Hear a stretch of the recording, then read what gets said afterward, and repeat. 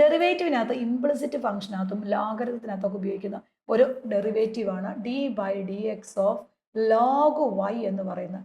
Log വൈയുടെ derivative that is equal to 1/y വരും. ഈ വൈയുടെ derivative that is equal to d y by d x വരും.